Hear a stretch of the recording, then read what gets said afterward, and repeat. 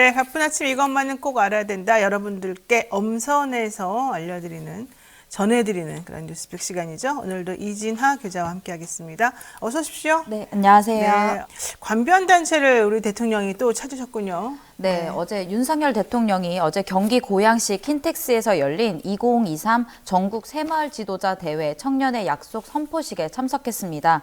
이 자리에서 윤 대통령은 새마을 운동을 바탕으로 과거 고도 성장의 대한민국을 다시 만들어내고 그 영광을 재현하자며 근면, 자조, 협동의 새마을 정신은 우리 국민을 하나로 뭉치게 하고 성장과 번영의 토대가 됐다면서 1970년대 새마을 운동을 주도한 고 박정희 전 대통령을 추어 올렸습니다. 아, 우리 대통령은 진짜 박정희 대통령 좋아하나 봐요. 네, 새마을 운동도 되게 좋아하시고. 도대체 언제적 새마을 운동인지 모르겠는데 저는 2023 전국 새마을 지도자 대회라는 게 열렸다는 것 자체가 사실 놀랐습니다. 네. 우리 요즘에 누가 이거 생각이나 했겠습니까? 네, 그리고 또 사실 대통령께서 이 자리에 가지 않았다면 사실 주목받지 못한 그런 그럼요. 모임이 아니었을까 네. 또 생각이 들고요. 또 대통령이 이 자리에서 우리나라 저성장은 심각한 저출산과 사회 갈등을 빚어내고 있다면서 그 새마을 운동과 연관지어서 저출산 문제에 대한 이야기도 했는데요. 어쨌든 이제 윤 대통령이 닷새 만에 다시 찾은 관변단체 입니다. 지난 7일에 대구 북구 엑스포에서 열린 바르게 살기 운동 중앙협의회 전국 회원대회에 참석한 데에 이어서 바로 닷새 만인데요. 보수단체 행사에 자꾸 얼굴을 비추는 이유가 내년 총선을 앞두고 적극 지지층을 겨냥한 행복 아니냐 이런 풀이가 나오고 있습니다. 지난 6월에 또 한국자유총연맹 창립 기념식에도 참석한 것까지 고려하면 반년 새 주요 관변단체 행사를 모두 챙긴 것입니다. 그러나 주된 지지 세력인 TK, 대구와 경북에서 지지율은 좀 심상치 않은 모양새를 좀 보이고 있는데요. 여론조사 업체 RN서치가 CBS 노컷뉴스의 의뢰로 8일부터 10일까지 전국 성인 남녀 1,028명을 대상으로 조사한 결과에 따르면요. 윤 대통령의 국정 지지율은 직전 조사인 1일부터 3일에 조사한 거에 대비해서 3.4포인트 하락한 35.7%를 기록했습니다. 또 주목할 점은 지역별로의 지지율인데 TK에서 지지율이 42.2%의 전주 대비해서 15.7%나 좀 떨어진 것입니다.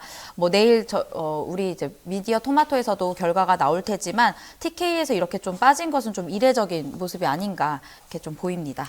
새마을운동 얘기 잠깐 하자면 1970년대에 있었던 새마을운동은 사실은 두 가지 측면에서 바라봐야 됩니다. 우리나라 농촌을 근대화시켰다는 의미도 있겠지만 당시 시멘트 산업 관련해가지고 정부가 그쪽이랑 좀 연결해서 좀 자금을 좀 받았다 이런 얘기도 사실 있습니다. 새마을운동이 원래 기반 조성 단계, 자조 발전 단계, 자리 완성 단계, 민주 복지 완성 단계 이렇게 다섯 개 단계 정도로 4단계인가요?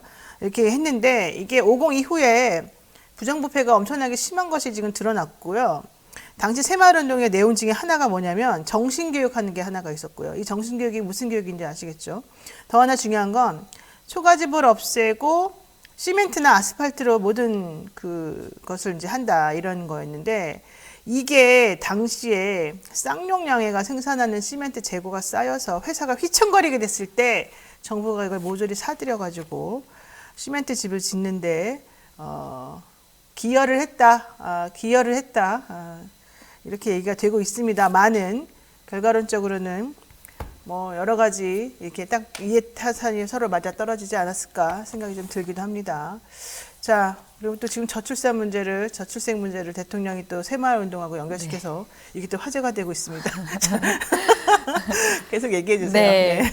그리고 이제 윤 대통령이 이제 이번 주에 또 그 순방을 또 예정하고 있는데요. 그런 가운데서 이제 내년 총선을 앞두고 대통령실에서는 인적 개편과 내각의 장관 교체 움직임이 본격화되고 있습니다. 뭐 지난주부터 주말 동안 이제 이야기가 많이 됐는데요. 회자가 됐는데 특히 용산의 경우 수석 비서관 6명 중에 5명이 교체될 가능성이 있어서 사실상 대통령실 2기 체계가 꾸려질 것이라는 전망도 나오고 있습니다. 뭐 김은혜 홍보수석 후임으로는 이도훈 대변인에 지명될 것으로 보이고요. 이진복 정무수석 후임으로는 한호서 국정상황실장이 유력하게 거론됩니다. 또 강승규 시민사회수석도 후임이 정해지는 대로 총선 채비에 나설 것으로 보이는데 안상훈 사회수석까지 총선 출마를 고심하는 것으로 전해지고 있어서 사실상 굉장히 많은 이제 대통령실에서 내년 총선에 도전할 것이라는 전망이 나오고 있습니다. 대략 한 30명 정도라고 얘기가 나오고 있는데요. 그 인요한 혁신위원장이 그 영남 쪽에 있는 중진 의원들한테 험지를 나가라고 했는데 그런 것에서 비춰보면 이제 대통령실에서 나가는 것이 아니냐 뭐 이런 얘기도 나오고요. 또 그러면서 내부에서는 그 현역 의원들은 험지에 나가지 않겠다 이런 의사로 주말 동안에 좀 여러 가지 모습이 보였는데요. 주호영 의원은 이제 공개 거부해서 난 험지를 가지 않겠다 했고요. 또 그 장제원 의원 같은 경우에는 버스를 한 90대 동원해서 산악회를 또 동원해서 이제 자신의 그런 모습을 좀 지지세를 좀 보이기도 했습니다. 너무 자세히 말해주네요. 네. 너무 자세히 말해줘요. 자, 어쨌든 대통령 지지율, TK 지역 민심이 사실 심상치 않다. 이거 되게 중요한 부분인 것 같고요. 험지 출마를 가지고 사실은 싸우고 있습니다. 내홍이 깊다. 얘기 들리고 있습니다. 자, 두 번째 얘기 한번 들어볼까요? 네, 지난 금요일이었죠. 더불어민주당이 중앙당 공직선거후보자 검증위원회를 설치했습니다. 위원장은 김병기 수석 사무부총장이 맡고 부위원장은 이날 새 조직 사무부총장에 임명된 김윤덕 의원이 맡게 됐습니다. 민주당이 총선 준비에 본격 착수한 가운데 인재위원회는 이재명 대표가 직접 맡았습니다. 총선 기획단과 검증위는 친이재명계가 이끌게 되면서 친명 공천 체제가 아니냐 뭐 이런 이야기도 나오고 있습니다. 네, 지금 이 총선 기획단을 또 둘러싸고 비명계들이 사실은 또 조금 얘기들이 많이 나오는 것 같은데 일단 민주당에서는 이 총선 관련해가지고 후보 검증위원회에 대해서 좀 기대를 많이 하고 있는 것 같습니다. 네, 일단은 민주당 검증위원회는요, 여성과 청년이 다수 포함됐다라고 밝혔는데요. 강선우 민주당 의원과 김지은 변호사, 박백범 전 교육부 차관, 정혜영 중앙당 윤리심판위원, 최정민 변호사가 임명됐고요. 박성중 민주당 대변인은 검증위원회 여성과 청년이 다수 포함됐다라면서 추가적으로 임명할 예정이라고 밝혔습니다. 민주당 당원 86조에 따르면 공직선거후보자 검증위는 당대표가 최고위원회의 의결을 거쳐 설치하게 됩니다. 검증위는 위원장을 포함해서 15명 이하의 위원으로 구성하되 외부 인사를 당원 절반 이상으로 구성해야 합니다. 제가 좀 주목한 부분은 김병기 의원을 이제 인사검증위원회의 위원장으로 한 것인데요. 이분이 또 이력이 좀 대단하더라고요. 네. 왜요? 뭐가 대단해요? 네, 1987년부터 20여 년 동안 국정원에서 인사 관련 분야의 업무를 좀 주로 담당했고요. 그래서 이제 안기부와 국정원에 몸을 담아왔던 인물이니까 그만큼 또 그만큼 인물 검증도 좀 철저할 것이라는 얘기가 나오고 있습니다. 또 김병기 의원은 이날 자신의 SNS에 중책이라는 큰 중압감을 느끼지만 관행에 따르지 않고 엄격하게 검증하겠다며 당원의 눈높이에 맞는 올바른 후보를 선별하고 국민의 압도적인 지지로 승리하는 총선이 되도록 혼신의 힘을 다하겠다 이렇게 밝혔습니다. 네, 김병기 의원은 61년생이고 20대 국회의원, 21대 국회의원, 문재인 정부 때 또 들어갔었고 이런 거 했는데 이분은 사실은 친이재명계로 잘 알려져 있습니다. 동작갑인가요? 네, 동작갑 네, 지역 동작갑. 의원이죠. 네. 네. 국정원 인사처장으로 일했던 인물이죠. 25년 넘게 안기부 국정원에 몸담았던 그런 사람이고 좀 되게 유연합니다. 그리고 좀 정치적이기도 하죠. 그런데 여기 지금 최장민 변호사? 갑자기 최장민 변호사 왜 나왔지? 최장민 변호사 되게 많아요. 변호사들 중에. 누군지 내가 알겠습니다만은. 자, 어쨌든 이제 기대를 조금 한번 해봐야 될 것 같고요. 네. 김병기 의원의 관행에 따르지 않고 엄격하게 검증하겠다. 이 말에 또 떨고 있는 사람들도 많이 있을 것 같습니다. 자, 여기까지 하겠습니다. 이진혜 기자 수고 많으셨어요. 네, 감사합니다. 네, 바쁜 아침 이것만은 꼭 알아야 된다. 여러분들께 엄선해서 뉴스를 전해드리는 그런 시간입니다. 뉴스픽 시간인데요. 이진한 뉴스토마토 기자와 함께하겠습니다. 어서 오십시오. 네, 안녕하세요. KBS. 사실 제가 어제 KBS 원래 주진우 라이브에 출연을 하고 있었기 때문에 네. 어제 가는데 난리가 났습니다. 네. 그야말로 정말 난리가 났습니다. 12일 일요일에 윤석열 대통령이 박민 KBS 사장을 임명했는데요. 취임 첫날부터 대규모 인사를 단행했습니다. 이날 KBS는 사내에 이날부터 나흘간 KBS ETV 프로그램 더 라이브와 주진우 라이브가 편성 삭제됐다고 공지했습니다. 해당 프로그램이 방영되는 시간대에는 어제부터 오늘까지죠. 대하드라마 고려 거란 전쟁, 15일에는 개그 콘서트 스페셜, 16일에는 골든걸스 스페셜 등 재방송이 편성됐습니다. 이와 같이 시사 프로그램 진행자가 모두 하차했는데요. 갑작스러운 하차 때문에 논란이 되고 있습니다. 사실 제가 어제가 월요일이었지 않습니까? 어제 갔을 때까지만 해도 몰랐어요. 솔직히 말하면. 저는 주진우 기자가 그러니까 진행자가 바뀌었다는 얘기만 듣고 체육의 라이브가 사실은 편성해서 없어진 줄 몰랐고 네. 그다음에 주진우 기자가 어떤 식으로 그만두게 됐는지도 솔직히 정확히 내용을 잘 몰랐었어요. 왜냐하면 알려준 사람도 없었고 그 전까지 전혀 그런 말이 없었거든요. 네. 그랬는데 알고 봤더니 그러면서 이제 KBS 그 딱 본관에 가면은 그 벽에 붙어 있어요. 라이브 뭐 교양 시사 프로그램에 1등 시청률 1등 뭐 프로그램 경축 이런 게 나와 있어서 내가 엘리베이터를 타면서 이 최욱 씨는 좋겠다 이러고서 탔거든요. 네. 근데 알고 봤더니 그게 이미 지난번에 그 고려 거란 전쟁 네. 요거가 뭐 편성되면서 그 시간이 없어졌다는 거야. 나중에 제가 이제 그거를 방송하고 난 다음에 알았죠. 그래서 그걸 알았으면 내가 방송에서 그 얘기를 할 텐데 그 얘기도 몰랐었고. 근데 주진우 기자가 어떻게 그만두게 됐는지도 정확한 내용을 이제 몰랐었기 때문에 방송에서 제대로 말을 못했는데 너무 황당하게 조금 사실은 다 그만두게 됐더라고요. 네. 어제 그 주진우 기자가 이제 그 신장식의 뉴스하이킥에서 잠깐 이제 소회를 밝혔는데 어떻게 경위가 그렇게 됐냐라고 했더니 오전 9시쯤에 전화를 받아서 나오지 말라. 월요일 이렇게 오전 9시요? 네, 그렇게 통보를 받았다고 했고요. 뭐 체육 그 진행자도 네. 방송인 체육 씨도 이제 자신이 진행하는 유튜브에서 매불쇼죠. 거기서 뭐 더 라이브가 폐지된다는 얘기가 나오는데 가짜 뉴스다. 진행자가 모르는 폐지가 있을 수 있나. 물론 오늘 아침에 이번 주 더 라이브 결방된다는 연락은 받았다. 이건 아니다. 내가 4년을 매일 했는데 시사교양 1위였다. 이렇게 이야기를 하면서 행사를 가도 끝인사는 하고 가는데 이건 정말 아니다. 이러면서 웃고 있지만 웃을 상황은 아니다. 이런 식으로 이야기를 했습니다. 맞아요. 그래서 저도 진짜 몰랐다니까요. 그 어제 제가 갔는데도 아무도 나에게 알려주지도 않았고 제작진은 다 그대로 있는 거예요. 그래서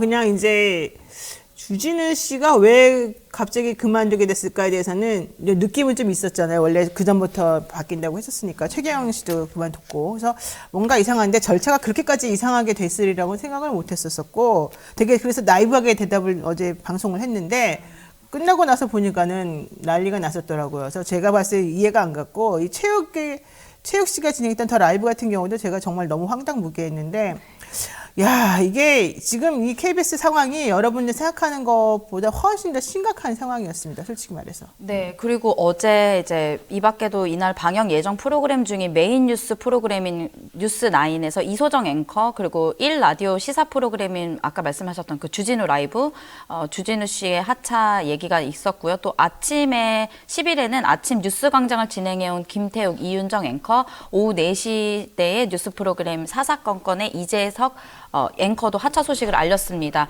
근데 어제 KBS 간판 뉴스에 이제 9시 뉴스 네. 앵커도 잘렸죠? 네, 앵커도 자리를 비웠는데요. 이제 네. 박장범 기자가 이 자리를 나섰습니다. 그러면서 제가 어제 약간 귀를 의심할 만한 이야기를 좀 들었는데 네. 기존의 뉴스가 공영방송의 정체성을 흔들고 있다. 이렇게 평가를 하면서요. 오프닝 멘트를 통해서 박 앵커는 그동안 공영방송의 정체성을 흔들었던 정파성 논란을 극복하고 앞으로 공영성을 최우선 가치로 하는 뉴스 프로그램을 방송해서 시청자들의 신뢰를 회복하기 위해 노력하겠다. 이렇게 이야기했습니다. 야, 근데 이 정도 되면은 사실은 이게 상당히 이해가 안 가는 게 왜냐하면 제가 어제와 나중에 이제 확인을 해보니까 일요일 밤에 모든 게 전격적으로 진행이 됐다라는 얘기를 들었었는데 결국은 박민 사장이 취임하기 또 전부터 이 일이 벌어지게 된 거잖아요. 그러면은 언론계에 종사하시는 분들이라면 이 상황에 대해서 상당히 절차적으로 이렇게 문제가 되고 취임도 하지 않은 상황에서 벌써 이 모든 전행을 휘둘러서 물갈이를 싹 해버리는 이 상황에 사실은 분노를 느껴야 되는 거거든요. 물론 이제 분노를 느끼는 분들도 많이 있겠지만은 근데도 이렇게 그냥 순응하고 넘어가나요? 그것으로 인해서 상대적 이득을 보는 사람이 있다는 의미에서? 이해가 안 가요. 예. 근데 사실 이게 기자들 사이에서 밭글로 돌았던 이야기가 좀 있었는데, 이제 노조 쪽에서 뭐 실제로 임명이 되기 전부터 뭐 그 인사 얘기가 있었다라는 얘기가 있었는데 이게 진짜로 이뤄질지는 사실 저는 몰랐거든요. 그래서 어제 하루아침에 이렇게 일어나서 언론 노조가 이제 좀 반발을 하면서 나왔습니다. 전국 언론 노조 조합 KBS 본부는 이날 성명을 통해서 모든 불법적인 행위들이 박민 사장 임명제가 하루가 채 되지 않아서 벌어졌다. 그야말로 KBS 구성원들을 향한 선전포고이자 공영방송 KBS의 정권의 나팔수로 만들겠다는 선언이나 다름없다. 그래서 해당 행위를 한 보직자들에 대해서 방송법 위반 및 단체 협약 위반 등 혐의로 고발할 계획이라고 이제 밝혔습니다. 진짜 하루아침에 이렇게 정말 천지가 개벽하는 일이 벌어지긴 벌어집니다.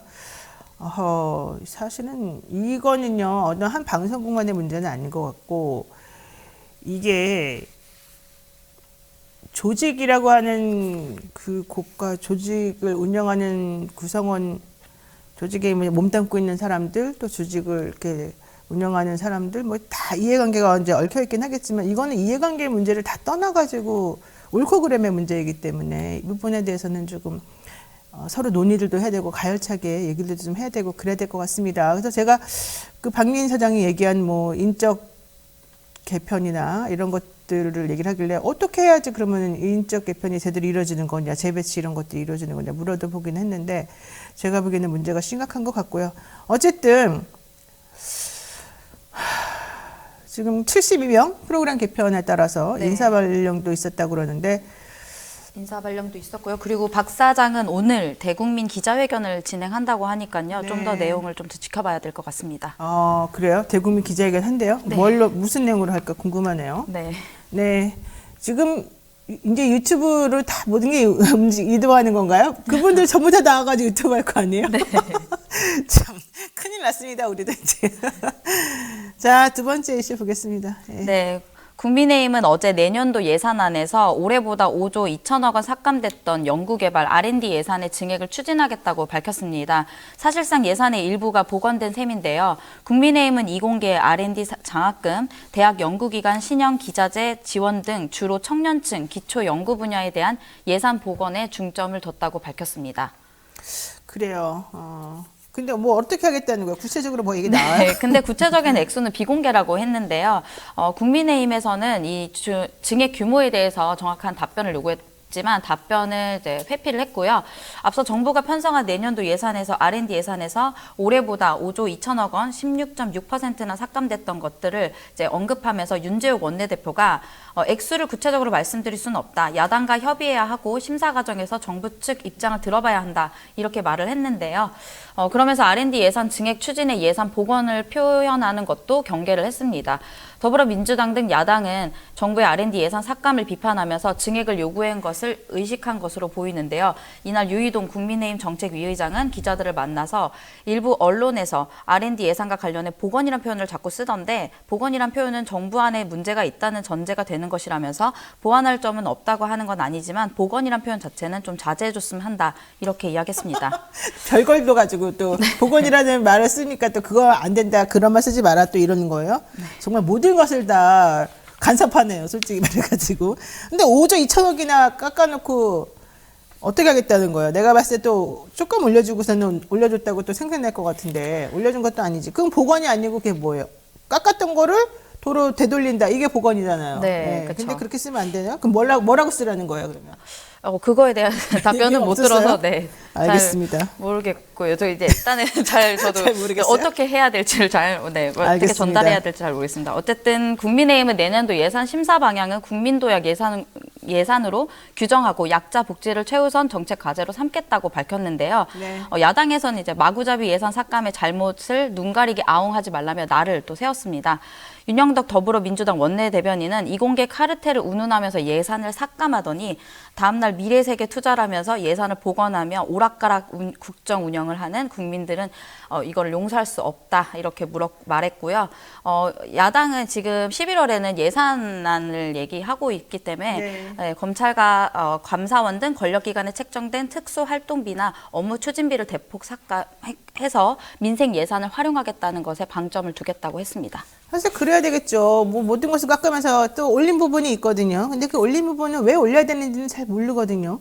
깎는 부분은 깎으면 안 되는 부분들이 깎였다고 우리들이 알고 있는 중인데 그럴 거면은 다 같이 고통 분담해야 되겠죠. 근데 그건 안 하고 그냥 내가 마음 가는 대로 자른 거 아니냐, 마음 가는 대로 올렸다 내렸다 하는 거 아니냐, 이제 이런 의심을 지금 안 할 수가 없는 상황이 됐습니다.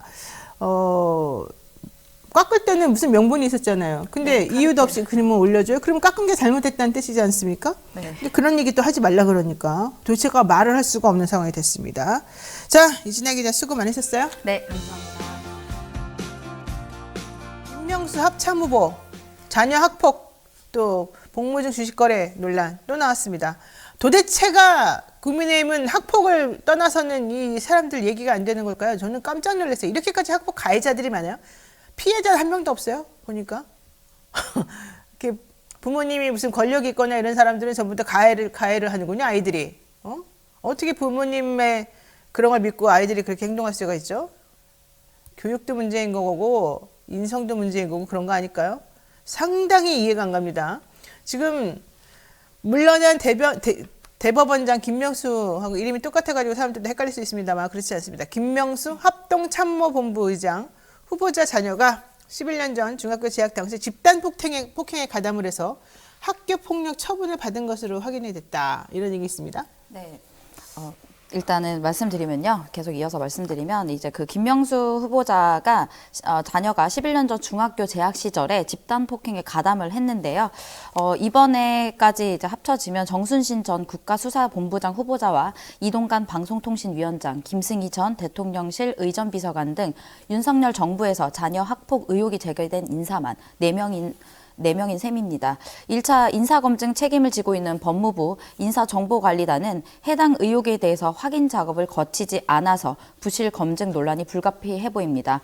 여기에 지난 2년간 근무 시간에 수십 차례 주식을 거래해온 것도 확인돼서 논란이 더해지고 있습니다. 정순신 전 국가수사본부장 후보자 낙마했죠. 이동관 방통위원장 그대로 임명이 됐죠. 김승희 전 대통령실 의전비서관 또 자식 때문에 그만뒀죠.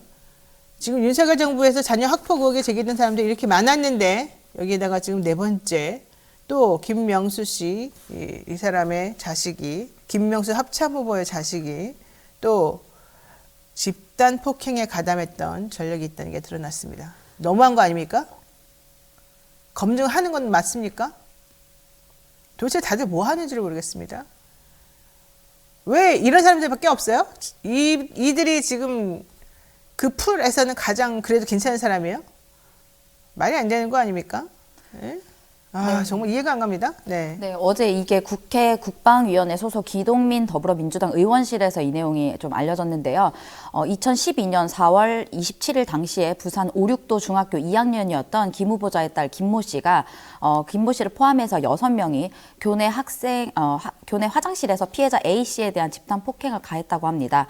이후 피해 사실이 접수돼서 5월 8일 교내에서 학교폭력대책심의위원회가 개최됐고 가해 학생 1명은 3호 처분, 그러니까 교내 봉사 처분을 받았고요. 김 씨를 포함한 5명은 1호 처분이 됐는데요. 이거는 그냥 피해 학생에 대한 서면 사과만 받은 것의 내용이거든요.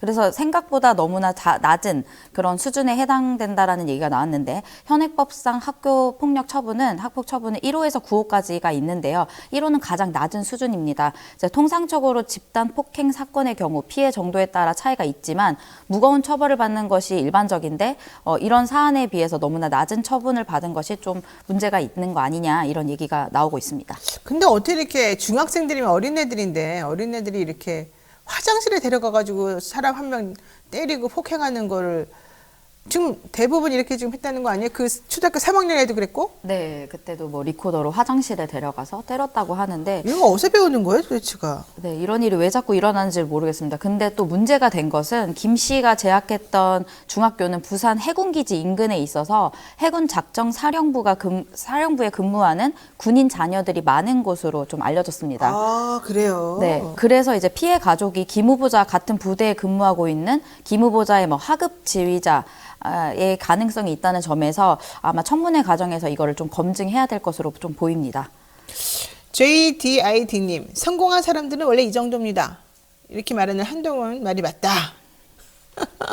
전유성님, 자녀 학폭을 한 우리나라 최고 권력자들, 자녀들, 이런 사람만 일부러 뽑나요? 국민들 모두 속상해서 암 걸려 죽으라고? 이런 얘기 하셨는데, 또 이 아이가 다녔던 학교, 그래서 가해 학생들이 군인 중에서도 조금 직급이 있는 군인 부모를 둔 아이들이었나 보죠? 네, 있을 것으로 보이고요. 그럼 또 피해자는 직급이 낮은 사람의 딸입니까? 아들입니까? 아무래도 김 후보자보다 낮은 직급이니까 아이고. 그런 거 아니냐 뭐 이런 얘기도 나오고 있습니다. 진짜 한심하네, 한심해. 아이고. 뭐 좀 더 내용을 밝혀봐야겠지만요. 이 밖에도 김 후보자는 2년 4개월 동안 근무 시간에 52차례나 주식을 거래해온 것으로 확인됐습니다. 뭐 주식 거래는 개인적인 일이기 때문에 상관이 없을지 모르겠지만 어쨌든 근무 시간에 이거를 했다는 것인데요. 북한이 미사일 도발을 했던 지난해 1월 5일과 1월 17일에도 상장지수 펀드를 거래한 것으로 알려졌습니다.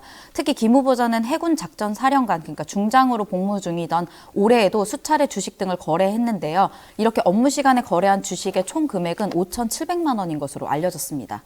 김남국 의원, 회의 도중에 코인 거래했다고 난리 그 난리를 치더니만 이 사람은 군인인데, 북한이 미사일로 도발하는 상황인데 거래를 했군요.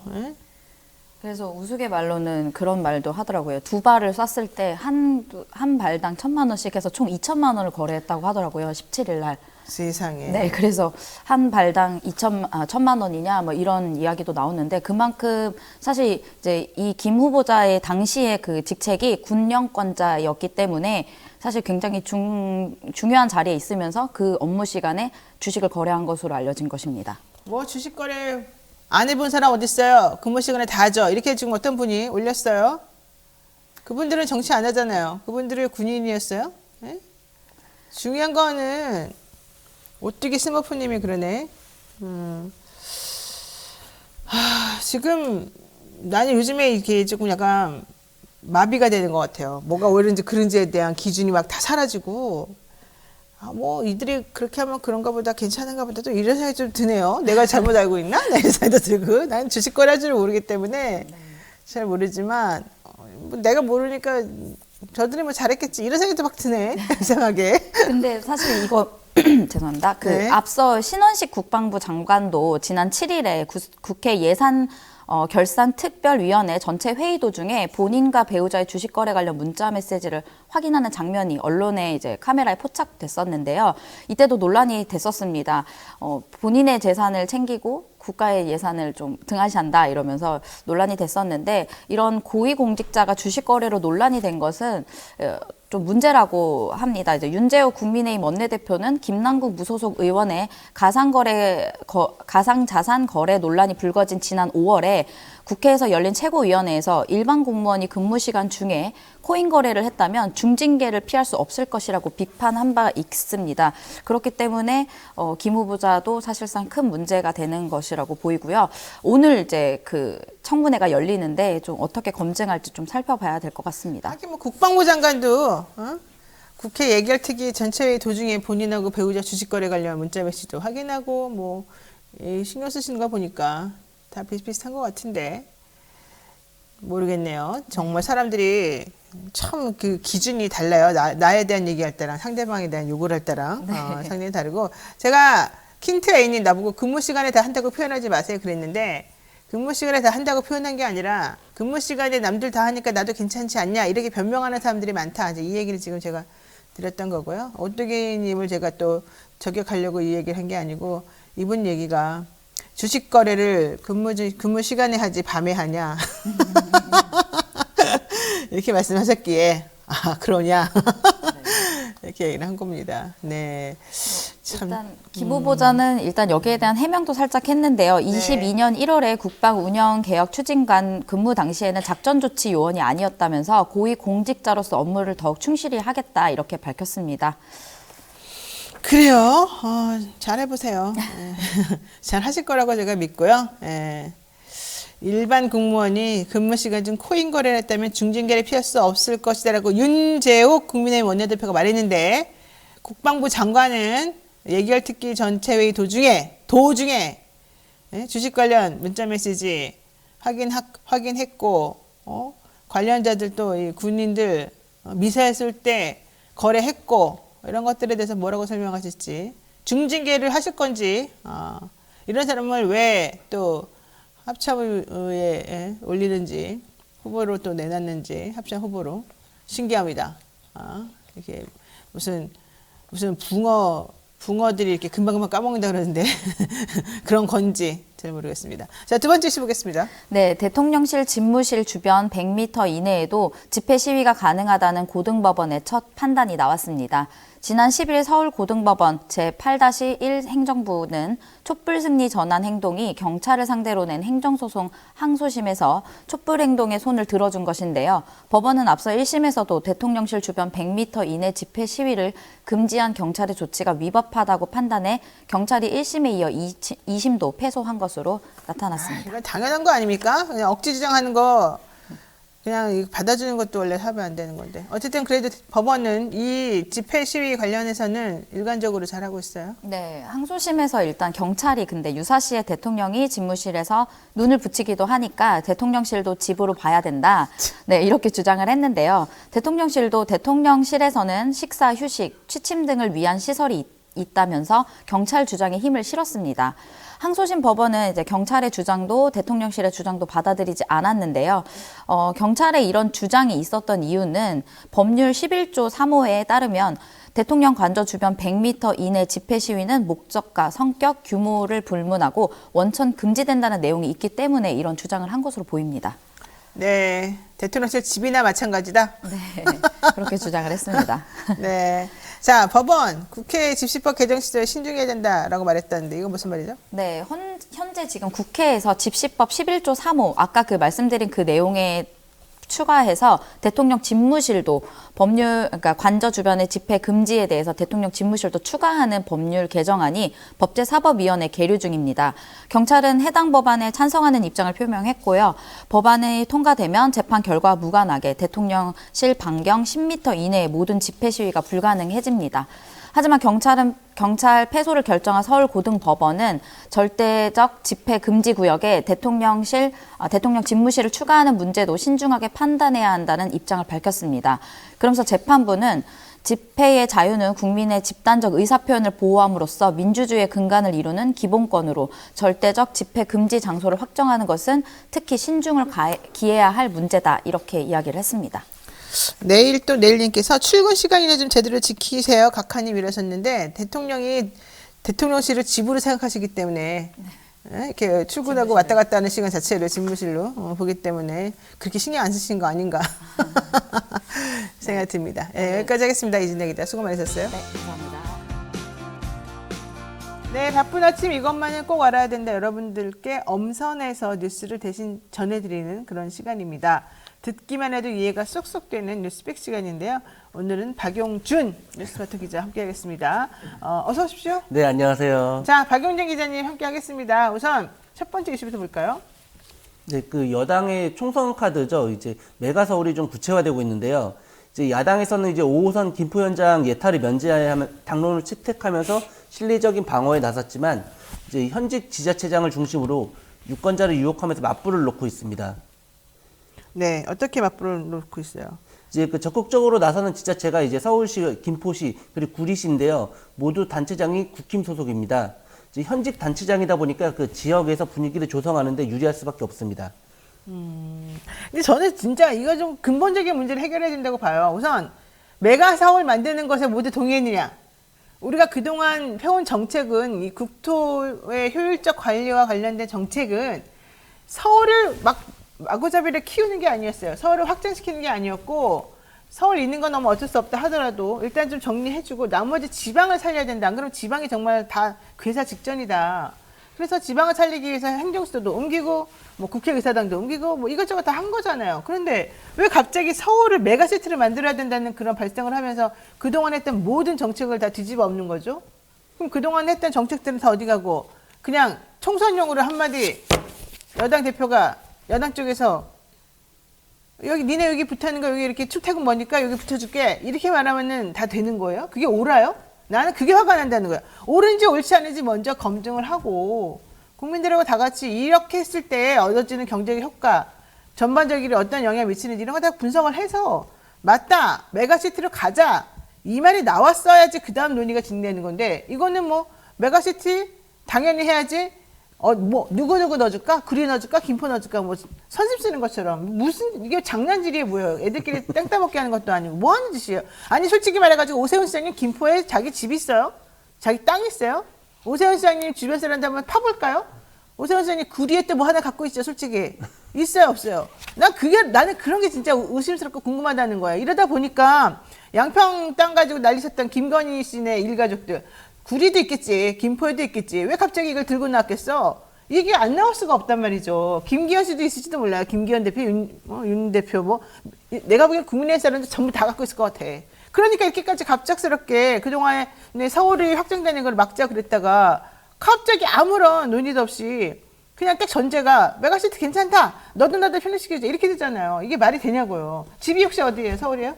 서울이 아닙니다. 서울 아니죠? 경기도예요? 인천입니다. 인천이요? 아, 인천은 여기서 좀 비껴가네. 아니, 생각해보세요. 저는 김포나 이렇게 구리에 사시는 분들 입장에서 보자면, 서울로 가면 딱 집값도 올라갈 수 있으니까 좋아라고 생각할지도 모르겠지만, 이거 지금 옳지 않은 정책이에요. 근데 지금 왜 이러는지를 모르겠어요. 계속하세요. 근데 이게 아니면 옳지 않은지를 따지면 이제 시간이 오래 걸리잖아요. 그러니까 총선용이라는 거야. 그러니까요. 그러니까 총선 때 힘을 못 받을 거니까 일단 한번 질러보고 무조건 가는 척 하다가 이거 어차피 입법 안 되면 끝장이거든요. 그러면 야 입법을 못해. 왜? 민주당 때문에. 이러고 넘어가는 거예요. 그러면 그들의 표가 전부 다 자기네게 되는 거야. 표를 가지고 저렇게 장난치지 말자고요. 표를 주고 안 주고 그게 중요한 게 아니라 행정하는 사람들은 어떻게 하는 게 대한민국을 위해서 가장 좋을 것인가만 생각해야지. 공무원들이 도대체 왜 그러냐고. 아 진짜 짜증나요 솔직히.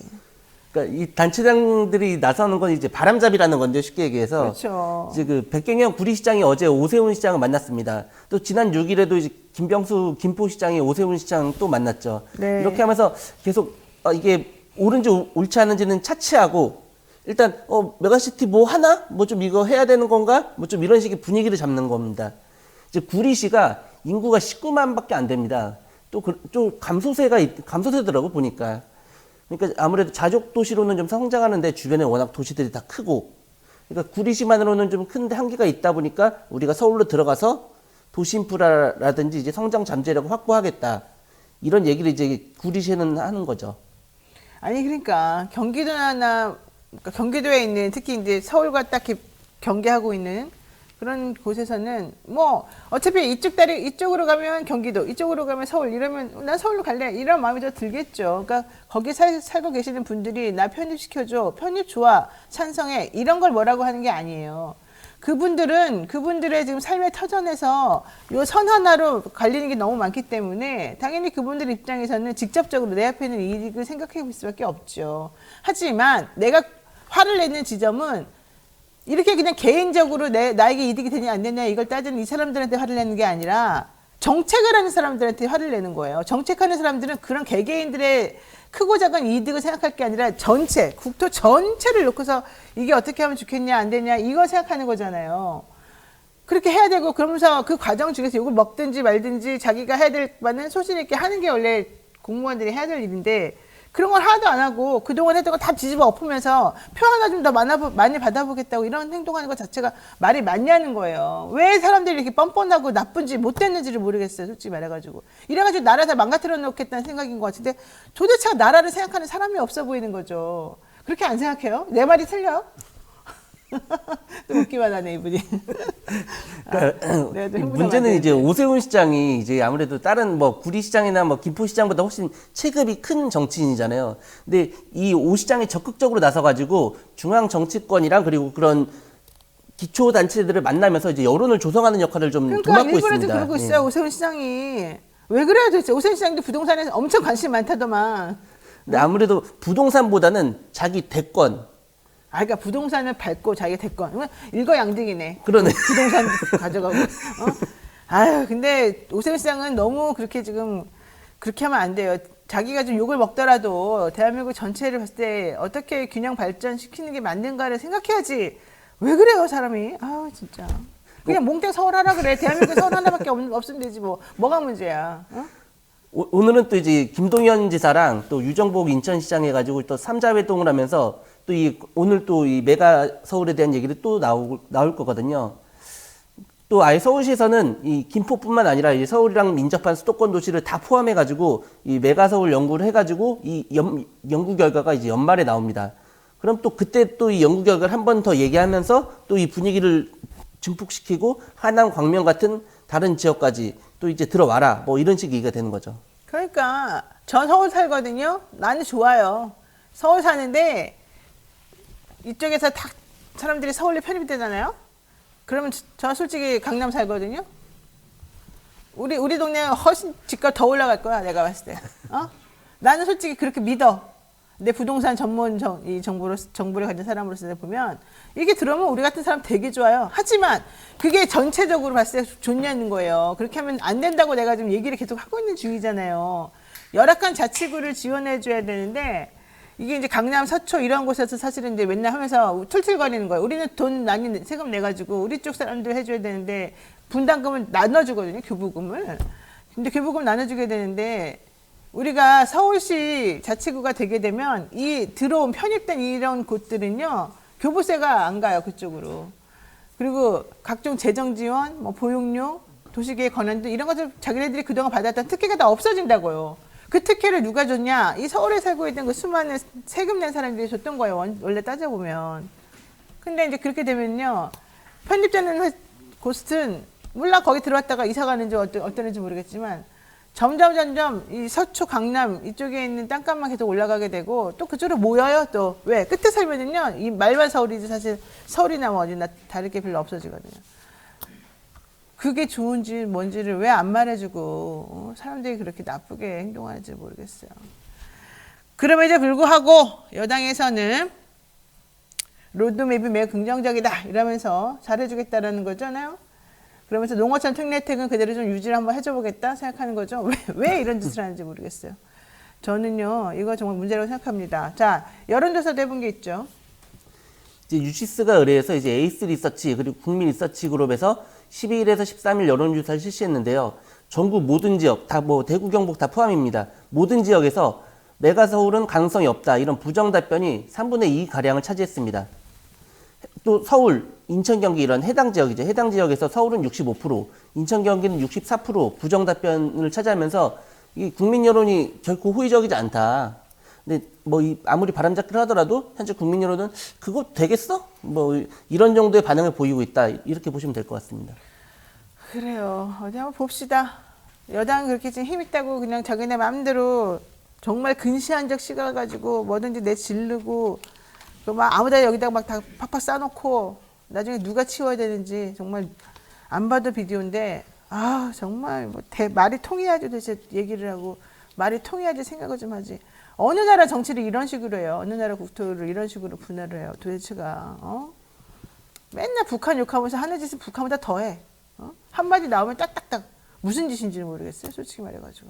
가만히 있는 북한에 왜 맨날 욕하면서 하는 짓을 보면 북한보다 더하는 행동들 이렇게 많이 하고 있으니 솔직히 말해가지고 이게 진짜 옳다고 생각해서 하는 건지 나는 옳다고 생각하지 않지만 표나 이런 거에 도움되니까 옳은 것을 믿고 옳아야 된다고 생각하는 마음 때문에 하는 건지 양심을 손에 넣고 다 생각해 봅시다. 자, 양심.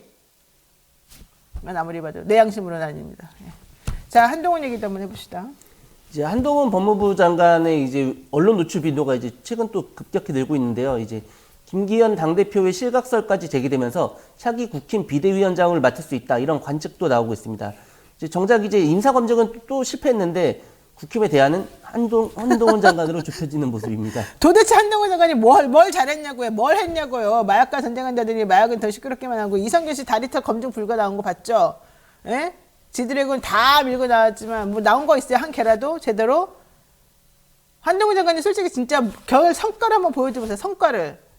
내가 본 성과 한 개도 없는데 한동훈 장관은 왜 자꾸 띄워주는 거야? 게다가 어제는 그 와이프까지 그냥 뭐 어디에서 봉사활동을 했네만에 이거 지금 다 띄워주고 있다만. 완전히 무슨 뭐 제2의 김건희를 보는 것처럼 이 뭐 예쁘네요. 뭐 이런 댓글 달리면서 아, 청소 잘하시네요. 이거 나오더라고요. 이게 말이 되냐고요. 한동훈 장관 이번에 김명수 합참의장 후보자 뭡니까 그게? 대통령실에서 나온 얘기가 뭐였는지 알아요? 인사검증 그따위로 했냐 그랬더니 본인이 안 말하면 말할 수가 없다는 거예요. 본인이 말 안 해도 하라고 하는 게 검증이죠. 검증의 뜻이 몰라요? 본인이 안 밝히면 못해요? 그 말이라고요. 게다가 용산이나 대통령실에서 너 이렇게 임명할 테니까 너한테 불리한 거 말해. 이렇게 말하면 없어요? 이거는 거짓말이죠. 명백하게. 이런 현상은 언제 나타나요? 레임덕 때 나타나는 거예요. 레임덕 때. 얼마나 대통령을 우습게 보고 국민을 우습게 봤으면 이런 중차대한 문제들을 전부 다 속이고 몰랐다고 발뺌하고 그걸 갖다가 대통령실이라는 작자들은 앉아가지고 말을 안 하는데 우리가 어떻게 알아? 우리 보고 어쩌라는 거야? 이렇게 말하잖아요. 그래서 말이 된다고 생각해? 부끄럽지 않아요? 이거 정말 창피한 일인데 어떻게 이렇게 뻔뻔하게 말 안 하는데 내가 어떻게 합니까? 이렇게 말을 할 수가 있는 거죠. 나는 정말 이상해요. 부실검증이 뭐 한두 번도 아니고 어떻게 이렇게 똑같은 종류의 나쁜 짓을 아이들이 이렇게 할 수 있어요. 부모를 보고 아이들이 잘하는 건데 어떻게 이렇게 부모들이 못되게 가르치나? 아주 그냥 일관적으로 니네는 학교 가면 이렇게 하라고 가르치나? 미친 거지 그거는 솔직히 말해가지고. 보세요. 내가 페이스북에 썼어요. 하도 어이가 없어서 어젯밤에 잠도 안 자고. 검증이란 내가 한번 읽어드릴게요. 내가 이거 읽어주면 좀 그런가? 어쨌든 보세요. 내가 화나서 쓴 거예요. 대통령실 인사 시스템 참 후지다. 뻔뻔하고 참담하다. 후보가 안 밝히면 모른다니. 그런 검증이라는 게 왜 있냐? 검증이란 당사자가 안 밝혀도 짚어내는 걸 일컫는 말 아니겠냐? 게다가 대통령실 논리대로라면 임명 후보자들은 용산에서 요청이 와도 자신들에게 불리한 내용은 안 밝히거나 거짓말을 해대고 있다는 거고 후보들이 그렇게 해도 대통령실은 아무것도 밝혀내지 못한다는 건데 이거야말로 레임덕 정권에서나 있을 수 있는 현상 아니겠냐. 부끄러움이 뭔지도 모르고 후보가 거짓말하거나 고의를 모른 채 해도 대통령실에서는 본인들이 할 수 있는 게 없다고 떠들어대고 있다. 참으로 세상 창피한 일이다. 이런 현상이야말로 대통령과 국민을 우습게 볼 때만 나타난다는 걸 정말 모르는지 하는 건지 참으로 괴이하고 무책임한 사람들이 아닐 수 없다. 내가 썼어요. 물론 호응이 많지 않네요. 이제 보니까. 근데 이게 중요한 게 아니라 상식적으로 생각해 보세요. 이게 말이 되냐고 도대체 한두 번이에요? 에? 그 김명수 씨는 청문회 하는데 보니까 좀 웃기지도 않던데 학폭 의혹에다가 주식거래 의혹에다가 골프 의혹에다가 막 별별 의혹에 집산채도만 그거를 못 가려낸다고요? 말이 돼요? 에? 안 밝히면 못 가려낸다는 어서 그런 뻔뻔한 말 도대체 누가 했어요 그 말을? 그 말한 사람 이름을 정확히 대세요. 자기가 말한 거를 이름을 대고 말을 못해요. 한동훈 장관님 비대위원장에 그런 데 관심 갖지 마시고 인사검증 좀 잘하십시오. 인사검증 좀. 자, 이준석 씨가 또 나섰습니다. 네, 한동훈 장관 얘기하면서. 어제 라디오에 이준석 전 대표가 출연했는데요. 인요한 혁신위원장이 대통령의 뜻을 대변해가지고 당 중진이랑 윤핵관을 압박하고 있다. 이렇게 얘기했습니다. 그리고 앞으로 한 1, 2주 안에 김기현 대표가 쫓겨날 수 있고 그 자리를 한 장관이 물려받을 수 있다. 이런 얘기인데요. 최고위원들이 비상사태를 선언하면은 당이 비상체제로 돌입하게 되고 당대표는 자연스럽게 내려오면서 김기현 대표 체제는 막내리게 됩니다. 그래갖고 한 장관이 지금 내년 총선 출마설이 나돌고 있으면서 지금 서울, 종로, 서초 이런 구체적인 지역구까지 거론되고 있습니다. 그래서 한 장관이 비대위원장 임명이 불발될 경우 원희룡 국토부 장관한테 그 자리가 돌아갈 수 있다. 뭐 이런 얘기인데 지금 아마 이게 12월 초거든요, 시점이. 12월 초에 쌍특검이 끝나고 그 시점이 아마 등판 자연스럽게 교체되는 이런 시점으로 좀 얘기가 나오고 있습니다. 여러분 잘 보세요. 윤석열 대통령만 떴다 하면 이런 기사가 쭈루루 나와요. 대통령이 지금 미국 갔죠? 다음에 또 간다는데 맨날 왜 갔는지 모르겠지만 어쨌든 갔어요. 가자마자 비행기 타자마자 누군가 띄워주는 기사가 쭉쭉쭉쭉 나와요. 한동훈 장관 쭉쭉쭉쭉 띄워주고 있어요. 에? 또리님이 대통령 오늘 또 여행 갔습니까? 딱 맞아요. 여러분 한번 그 기사 나오는 타이밍 한번 보세요. 이제 용비어천가 윤비어천가 아니고 이제 한비어천가 올라가는데 항상 이 타이밍이 있어요. 나 이거 되게 심각하다고 보고요. 지금 한 장관 내년 총선 출마설 거기다가 이준석 대표가 그랬죠. 1, 2주 안에 김기현 대표가 쫓겨날 수 있다. 그러니까 지금 내부적으로 이미 정리가 됐다는 얘기 아닙니까? 김기현 너 나가. 너는 이제 나의 욕받이로 이미 다 끝났어. 너는 이미 효용을 다 했어. 여기에 새롭게 한동훈이 나타날 수 있어. 이런 얘기가 지금 정리가 됐다는 얘기일 수 있고 또 하나는 김기현 내쫓으면 너무 사람들이 좀 그러니까 일단 김기현은 내버려 둬. 대신에 한 장관이 가서 정권이 휘두를 수 있게 만들어줘. 이렇게 할 수 있다는 거. 시나리오가 2개가 나왔어요 지금. 여러분 보기에 어떤 시나리오가 더 맞는 건지 한번 보세요. 나는 사람들이 이렇게 이 정치하는 사람들이 정말 나라는 생각하지 않고 국민을 생각하지 않고 오로지 자기네 밥그릇만 생각하고 자기 권력 잡을 생각만 하는 게 너무 싫은데 보니까 왜 그렇게까지 해야 되나 봤어요. 그랬더니 권력을 잡으면 그렇게 좋아요. 할 수 있는 게 많아요. 보세요. 그 원희룡 장관도 그렇지만 자기가 정책을 마음대로 바꿀 수 있고 마음대로 할 수 있는 거예요. 내가 김포에 슬그머니 옛날에 한 30년부터 갖고 있던 땅이 있어요. 예컨대. 그 땅이 막 올리지도 않고 처치곤란이어서 힘들었어. 근데 내가 딱 그 자리에 가보니까 이걸 내가 움직일 수 있네? 선을 좀 바꿔놓을 수 있네? 이 생각이 들면 그걸 휘두르는 거예요. 그럼 갑자기 옛날에 1,000원 주고 샀던 땅이 지금 이제 100만 원이 되는 거지. 이런 꼴인 거예요. 그래서 저 정치를 하고 권력을 잡고 싶어하는 거일 수도 있어요. 난 안 해봐서 모르지만 그러면 안 된다고요. 자, 한 장관이 비대위원장 되면 검찰 출신들 지금 어깨춤 덩실덩실 춤추고 난리가 났는데 그럼에도 불구하고 모릅니다. 이러고 있어요. 한 장관이 이제 어제 기자들을 만났는데요. 이제 또 무르른 독설 실력을 또 과시했습니다. 민주당이 이제 검사 탄핵 카드를 꺼내자 이제 한 장관이 그 전에 이제 그거에 대응해서 법무부에 민주당 정당 해산 청구를 할 수 있다. 이런 가능성을 이제 뭐 실제로 하겠다는 아니죠. 이제 할 수 있다. 이런 가능성을 언급했는데요. 이거는 이제 과거에 황교안 법무부 장관이 통합진보당 해산을 청구했던 만큼 결코 가볍지 않은 발언이라고 지금 비판이 또 거세게 일고 있습니다. 그러자 한 장관은 어제 탄핵은 가볍고 위헌정당 해산 심판은 무거운 제도냐. 그리고 둘 다 그냥 민주주의 파기를 막기 위한 극단적이고 무거운 수단이라면서 원론적으로 이걸 되풀이하면서 반박했는데요. 또 민주당에 대해서는 욕설 챌린지, 탄핵 챌린지 이렇게 얘기하면서 비판의 수위를 높이고 있습니다. 아니 근데 나 이거 안 그래도 진짜 한마디 하려고 그랬어요. 무슨 법무부 장관이 대한민국 제1야당 그것도 몇십 년을 유지한 제1야당에 대해서 위헌정당 심판 어쩌고저쩌고 그딴 말 합니까? 민주당 가만히 있습니까? 그런 소리 듣고도 법무부 장관이 그런 말하고 앉아있는데 예? 탄핵 카드 꺼내니까 니네 탄핵이야? 그러면은 니네 정당 없애버려? 니네 정당 위헌이지? 지금 이런 말을 듣고도 가만히 있어요? 민주당? 야 진짜 민주당도 어이가 없네. 말이 되는 소리냐고요, 법무부 장관이. 물론 본인은 그렇게 얘기하도 이거 비유에 불과하다. 뭐가 비유에 불과해요? 비유를 이런 식으로 해요? 이거를 민주당 가만히 보고만 있습니까? 야, 진짜 사람들 특이하네. 응? 캐비넷에 뭐가 많이 있다더니 진짜 엄청 많은가 보네. 이런 말 함부로 하는 거 아니죠. 어디다 대고 지금 위헌정당 운운을 하고 있습니까? 대한민국의 법무부 장관이라는 자가. 예? 그동안에 한두 번 이상한 말 오고 가고 한 것도 말이 안 됐는데 이제는 그냥 전직 대표하고 싸우면서 서로 앉아가지고 한 단의 말장난들이 니네가 탄핵 꺼내면 나는 니네 위헌정당 심판 올릴 거야. 이게 지금 말이 되냐고 이게. 예? 이게 법무부 장관이 할 말이냐고요. 정치인들이 하는 말하고 똑같이 지금 해요. 예? 송영길 대표는 정치인이죠. 지금 현재. 정치인이 그냥 한마디 했다고 자기한테 좀 기분 듣기 싫은 말 한마디 했다고. 물론 뭐 그 말을 한 건 적절하다고 생각하지 않습니다만. 듣기 싫은 말 한마디 했다고. 야, 니네 정당 없을까? 위헌정당이라는데 한번 해볼까? 한번 해볼래? 한번 올려볼까? 지금 뭐 하는 거야? 무서운 게 없어요? 어떻게 말을 이렇게 함부로 해요? 정말 저는 이해가, 여기서 한 장관 이렇게 말하죠? 뭐 가볍게, 이런 말을 하는 거냐. 진짜 가벼운 사람이 누구예요? 예? 나는 정말 이런 거 좀 안 했으면 좋겠어요. 왜 사람들이 왜 이래요? 네, 여기까지 해야 되겠습니다. 박영진 기자 수고하셨습니다. 네, 수고하셨습니다. 네, 바쁜 아침 이것만은 꼭 알아야 된다. 여러분들께 엄선해서 대신 뉴스를 전해드리는 그런 시간입니다. 듣기만 해도 이해가 쏙쏙 되는 뉴스백 시간인데요. 오늘은 박용준 기자와 함께하겠습니다. 어서 오십시오. 네, 안녕하세요. 자, 첫 번째 이슈 보겠습니다. 이렇게 훈훈한 이야기가 오고 갔습니다만 첫 번째 뉴스는 별로 썩 좋은 건 아닙니다. 네. 예, 그 땡윤 뉴스 공영방송 KBS가 확 바뀌었습니다.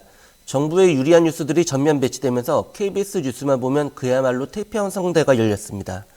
1980년대 전두환 대통령 시절에 땡전 뉴스에 빗댄 땡유 뉴스라는 우스갯소리까지 나오고 있습니다. 야, 이거 너무 앞에 이거 잘 썼는데요. 누가 그야말로 KBS 뉴스만 보면 그야말로 태평성대다. 야, 진짜 안 그래도 땡뉴 뉴스라는 우스갯소리 계속 나오는데 이렇게까지 정부 친화적인 그런 기사만 골라가지고 내는 것이 사실 공영방송의 역할인가? 상당히 이상합니다. 예. 참 씁쓸함을 감출 수 없는데요. 네. 그 15일자 이제 KBS 뉴스9 첫 보도를 보면은 미국발 훈풍을 자른 경제 뉴스입니다.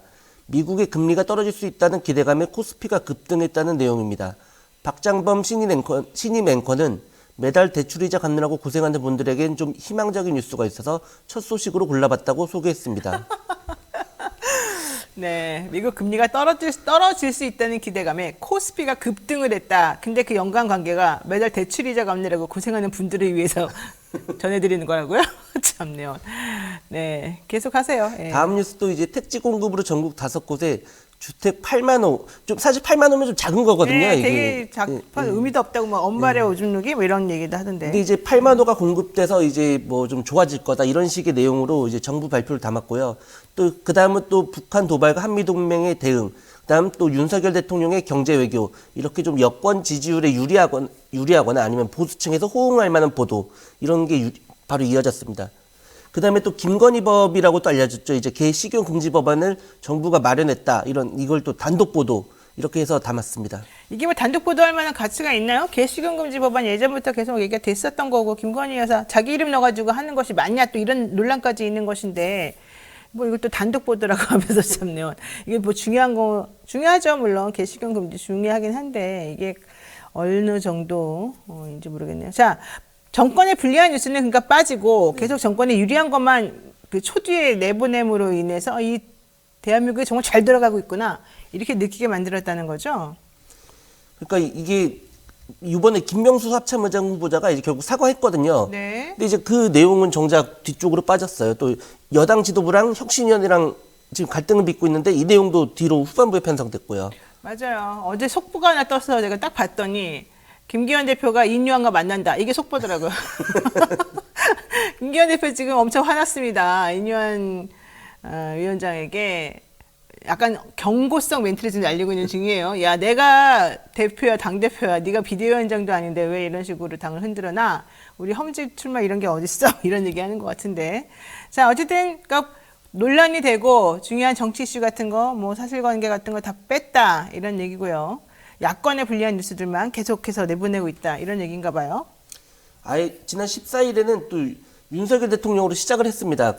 그러면서 이제 윤 대통령이 개인 투자자 손해를 막기 위해 공매도 금지가 불가피하다고 밝혔는 내용인데요. 또 대통령 해외 순방 일정이 민생 경제를 위한 거다. 이런 윤 대통령의 발언이 또 꼼꼼하게 담겨 있습니다. 그러니까요, 이게 그 정권이 언론을 장악하게 되면 뉴스의 질이 달라지고 내용이 완전히 달라지고 사람들을 이끌어 나가는 방향이 완전히 달라진다. 지금 이걸 우리들에게 그대로 지금 보여주고 있는 거 아니겠습니까? KBS는 그럼에도 불구하고 내부적으로도 지금 계속 갈등을 겪고 있는 것으로 얘기가 되고 있는데 그런 얘기는 사실은 하나도 없는 거죠. 결국 이제 기자협회도 지금 비판하는 성명을 냈거든요. 네, 이제. 맞아요. 지금 뭐 게시판 난리 났다 이런 얘기는 뭐 우리가 다 익히 알고 있는 거지만 내부에서도 그 내부 구성원들이 지금 이게 무슨 짓이냐. 박민 사장이 도대체 누구에게 무슨 의도로 사과를 한 거냐. 그 사과의 내용이 뭐냐부터 시작해가지고 지금 그 안은요, 여러분 정말 전쟁을 하고 있는 중입니다. KBS 각 라디오 시사국이 제작진들이 다 있거든요. 제작진들 지금 거의 다 반기 들고 나서고 있는 상황이기도 하고요. 예. 아이고. 그 KBS 38기 이제 기자 14명이 이제 2011년에 입사한 이제 기자들이거든요. 네. 이게 따로 성명을 냈습니다. 이런 경우는 사실 뭐 그렇게 흔한 경우는 아니고요. 그래서 그 KBS 사장이 대국민 사과를 했는데 그 대국민 사과의 그 기준이나 이유가 뭐냐. 그렇죠. 그걸 이제 네. 그러면 내부 구성원 동의를 뭐 어느 정도 구하거나 그런 부분이 전혀 없이 이제 근거가 없이 이제 이게 이루어졌다. 이런 부분에 대한 이제 회사 측의 정확한 입장과 해명을 요구했고요. 네. 그리고 뭐 아까 말씀하신 것처럼 지금 이번에 폐지가 확정됐다는데 이제 KBS 더 라이브 게시판에는 그 폐지 반대 청원이 올라와 있고 또 1,000개가 넘는 무려 1,000개가 넘는 민원이 올라와 있습니다. 그렇군요. 그래도 이번에 박민 사장 바뀌고 제일 행복한 사람이 오세훈 죄송합니다. 오세훈 시장 아닙니까? 생태탕, 이른바 생태탕 기사에 대해서 사과를 해가지고 뭐 늦었지만 잃어버린 소가 돌아오진 않지만 그럼에도 불구하고 어쨌든 알겠다 고맙다 이런 얘기를 한 거죠. 네, 자 어떻게 될까 잘 모르겠습니다. 결과론적으로 지금 야당에서는 계속 공세를 늦추고 있지 않지만 해결이 될지 모르겠습니다. 지금 그 KBS 시청자 상담실 자유 게시판 얘기도 지금 계속 하고 있는데요. 어떻게 될지 지켜보죠. 우리가 한번 지켜보도록 합시다. 자, 이번에 헌법재판관 후보자 관련 얘기 좀 해보겠습니다. 윤석열 대통령이 헌법재판관 후보자로 정영식 대전고등법원장을 지명했습니다. 헌재가 중도 보수 우위로 재판될 것이라는 전망이 나오고 있습니다. 네, 계속 얘기하세요. 그냥 예. 쭉쭉쭉쭉. 정영식 후보자는 사법연수원 17기로 서울구와 서울대 법대를 졸업했습니다. 네. 연수원 수료 이후 수원지법 성남지원 판사로 임관해 대법원 재판연구관, 서울구법 부장판사, 서울행정법원 수석부장판사, 서울행정법원장 등을 지냈습니다. 근데 그 흔히 가장 크게 알려진 거는 이제 정영식 후보자가 네. 박근혜 정부 국정농단 사건에서 뇌물 혐의로 연루된 삼성전자 이재용 당시 부회장의 항소심 재판에서 이게 1심에서 징역 5년형이 나왔거든요. 근데 이거를 징역 2년 6개월에 집행유예 4년으로 선고한 게 이제 좀 유명한 사건입니다. 그거 되게 중요한 사건이었는데요. 이 집행유예가 되냐 안 되냐 이제 갈림길에 서 있는 그 징역 연수가 있어요. 그래서 이게 장량 감경을 하더라도 이게 되냐 안 되냐 이제 이런 거였는데 그때 이재용 씨에 대해서 이재용 삼성전자 회장에 대해서 사실은 얘기됐던 것이 집행유예를 해줄 수 있느냐 없느냐가 가장 큰 관건이었거든요. 근데 징역 5년을 깨고 징역 2년 6개월을 맞춰가지고 집행유예를 해줬단 말이에요. 이거는 정말 노골적으로 삼성을 봐주기 한 거, 특히 이재용 당시 부회장을 봐주기 한 거다. 이런 얘기가 좀 있었고요. 도대체 아무 의미도 없이 무슨 사정 변경이 있었다고 집행유예를 해주냐 이러면서 아주 난리가 났었던 그런 사건입니다. 그런데 결과론적으로는 뭐 이 집행유예 판결 자체가 좀 파기가 나중에 됐죠. 그쵸. 예. 이게 대법원 전원합의체에서는 이제 말구입비, 영재센터 지원금도 50억 원이 뇌물이 맞다. 그래갖고 이 판결을 이제 파기환송했거든요. 그렇죠. 결국 이제 정영식 이분이 이제 판결을 잘못했다 이런 식으로 인정이 된 거죠. 그런데 또 반대로 한명수 전 총리에 대해서는 또 엄청나게 또 세게 때렸더라고요. 1심 무죄였는데 이거를 2심에서 뒤집어서 징역 2년, 추징금 8억 8,300만 원 이렇게 선고하기도 했습니다. 그러니까 이게 조금 딱 눈에 보여서 지나치게 그러니까 뭐 그런 비난하거나 비판하는 거나 이런 거에 대해서는 별로 신경 안 쓴다. 뭐 이런 얘기일 수도 있겠지만은 결론적으로 누구에게 호의를 베풀 것인가 하는 게 이 판결 선고만 딱 보면 나오지 않습니까? 이러니까 사실은 대통령이 좋아할 수도 있겠습니다. 이번 인사에 대해서 이제 김대기 대통령 비서실장은 해박한 법리와 공정한 재판 진행으로 정평이 나 있는 법관이라고 하면서 이제 더 없는 적임자 딱 이렇게 얘기했거든요. 근데 이 대통령이 지명한 헌재 재판관은 이제 국회 인사청문회만 거치면은 본회의 인준 표결을 없습니다. 이런 과정이 없이 그냥 바로 임명할 수 있습니다. 그렇죠. 이게 또 대법원장하고 틀립니다. 대통령이 지명한 헌법재판소 재판관은 그냥 인준 표결 없이 바로 임명할 수 있는데 어쨌든 중요한 거는 보수 성향이 엄청 강하다는 거잖아요. 이번에 정 후보자가 임명이 되면 헌법재판소 재판관들의 성향이 많이 바뀌게 되나요? 그렇죠. 현재는 진보 5명, 보수 1명, 중도 3명 이렇게 구성이 되어 있어서 좀 진보가 조금 더 많은 상황이거든요. 네. 근데 이게 이제 정 후보자가 임명이 되면 진보 4, 보수 2, 중도 3 이렇게 바뀝니다. 근데 또 나머지 6명도 좀 이번 정부 지금 내에서 계속 하나씩 바뀔 예정이라서 차츰 이제 중도 보수로 헌재가 채워진다 이런 얘기가 나오고 있습니다. 네, 지금 유남석, 이은혜, 김기영, 문형배, 이미선 이런 분들은 진보적인 색채를 조금 띠고 있는 진보적인 성향을 가지고 있는 재판관으로 얘기가 되고 있고 이종석 재판관은 완전히 보수, 그 다음에 이영진, 김형두, 정정민은 중도인데요.